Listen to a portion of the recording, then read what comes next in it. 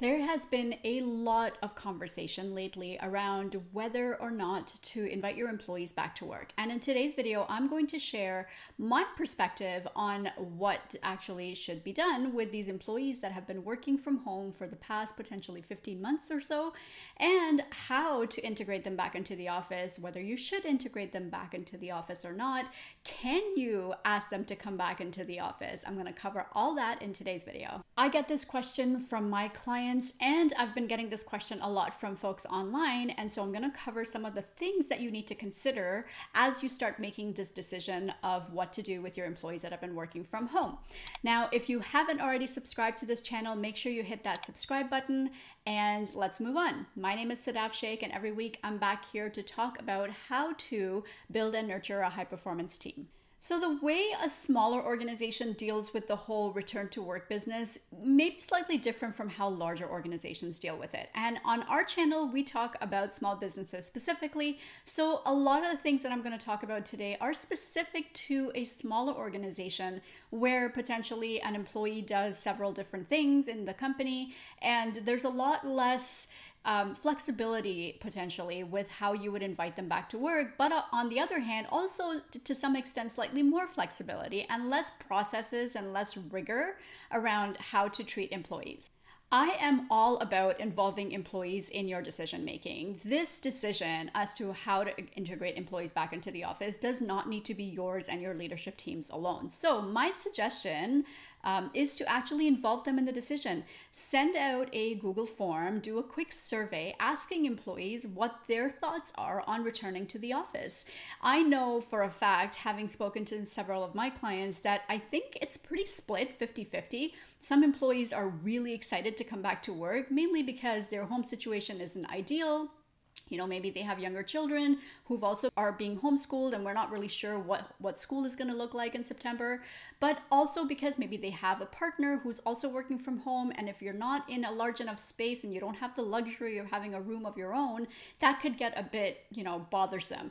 And also some people may not be really too fussed about the commute. So chances are you're going to get a mixed bag of suggestions and perspectives back from your employees. But I do think the first step should be to ask your employees what they think. Now, you could caveat this by saying that, this is just a preliminary survey. You don't have to, or you're not going to be making a decision solely based on this survey alone. But it always helps to have that, your employees actually have a voice in saying what that should look like, what the return to work should look like afterwards. The second thing I want you to consider is what are the implications if they continue to work from home permanently? Now, understanding that not every employee may be able to do that. And in fact, there may be some employees in your organization that may have never been able to work from home fully for various reasons. I know that you guys are all in different industries, and so that may have been possible. But think about this. Your employees made arrangements to work from home when potentially they didn't have the facility to do so. They made it work through homeschooling and through partners and through pets and all of this stuff, and they made it happen so that you could run your business. So now I'm asking you to potentially consider, if there are employees who absolutely do not want to come back to work for whatever reason, what are the implications? Could you let them work from home? And I really want you to think about this in a, objective way. Aside from the fact that, of course, you want people to come back in, you want that office camaraderie, you want that energy, you want to maintain the culture. But if you really brought it down to brass tacks, do they need to be in the office to be productive and to be a fully functioning member of your team? The next thing to, of course, consider is, are your employees client facing? Now, we have managed to be client facing for the past many, many months, and the clients understood and clients were okay with remote work. But as things start to open up, I think that we're all, as human beings, really just craving that face-to-face connection and be able to see somebody physically and be able to, kind of gauge body language and all of that stuff. And so your clients may actually want to see your employees face-to-face. Having said that, is it possible for those client-facing employees to still continue to meet with clients maybe in their space and not potentially inside your office? What are the implications if they continue to be client-facing but worked were based out of their home. Now, of course, this is assuming that this is targeting the employees who don't want to come back to the office, right? But it's something to really think about. And all on the flip side of that, just like you surveyed your employees, it might be worthwhile surveying your clients as well to ask them, because I can tell you every single business is in the same boat. So a survey to your clients may be well worth the effort as well, to say, like, what do you expect from us now? Like, are you guys going back into the office? Are you going to have a space to meet with your vendors and your suppliers? And if not, can we continue this remote work business? The next thing to think about are the mental health implications of bringing your employees back to work versus not bringing them back to work.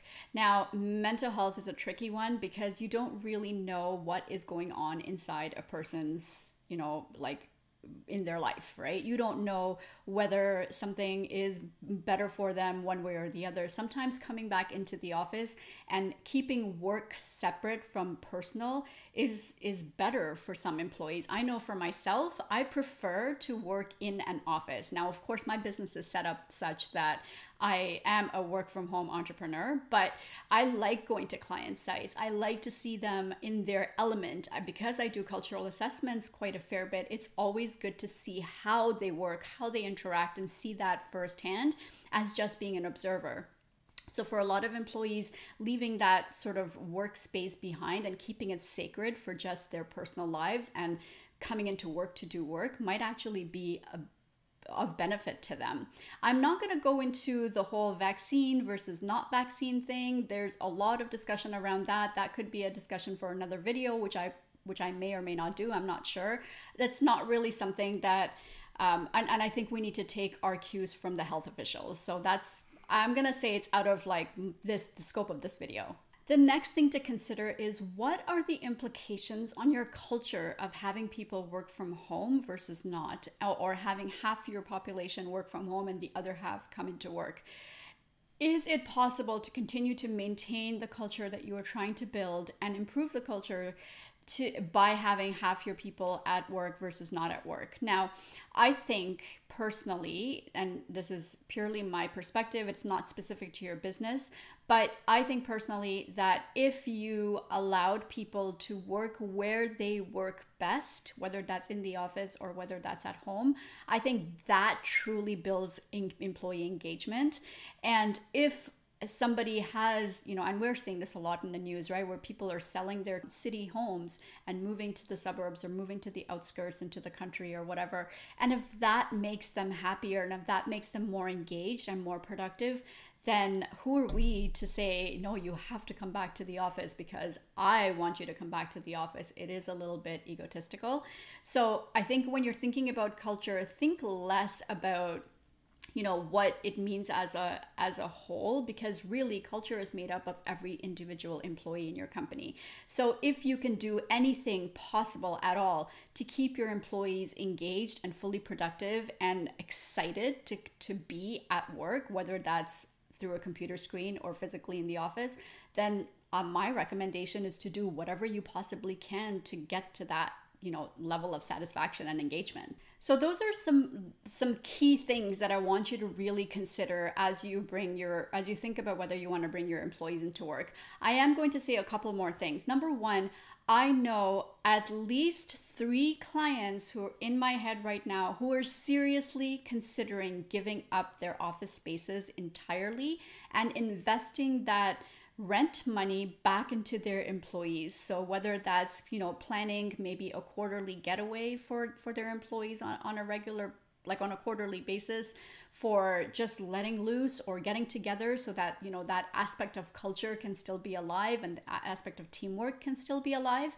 or having monthly sort of fun sessions or monthly in-person meetings where people can come in together and still have that relationship with each other.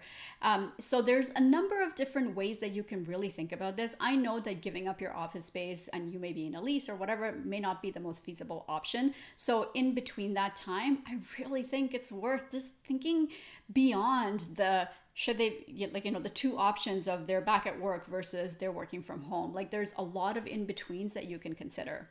And finally, I'm going to leave you with this. Your decision does not have to be the final decision. You are allowed to change your mind. So if you decide to go one way or another way, or try the hybrid approach, or try the fully remote approach, you are allowed to change your mind. And I think it's important, whatever decision you make, I think that if you position it like, let's try this out for 3 months or 6 months, and then let's come back together as an organization. You can do another survey, or you can bring them all into a meeting room and ask them how it's working out. And you know what? You can then change your mind. You're allowed to do that. And people will understand, because I think by this point, after 15, 16 months of going through what we've been through, I think everyone kind of expects that things are fluid, and that people have started to become used to dealing with change and dealing with drastic change on a fairly regular basis. So don't be afraid to change your mind. Ultimately, the decision you make is a business decision. I don't think that you need to be worried about the legalities or the HR perspective or whatever. It's truly a business decision,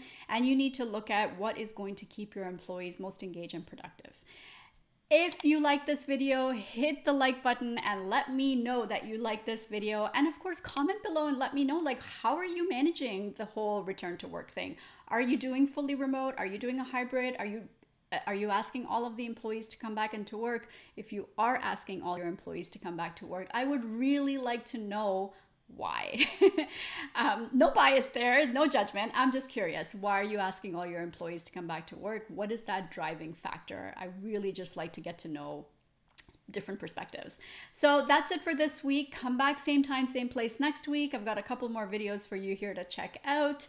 And, hit me up. There's a link to book a call with me if you do want to have just a quick conversation with me to discuss some of the pros and cons of hybrid versus full-time remote versus full-time in the office. I'm more than happy to do that. The link to book a call is below. All right, my friends, take care. Same time, same place next week. Until then.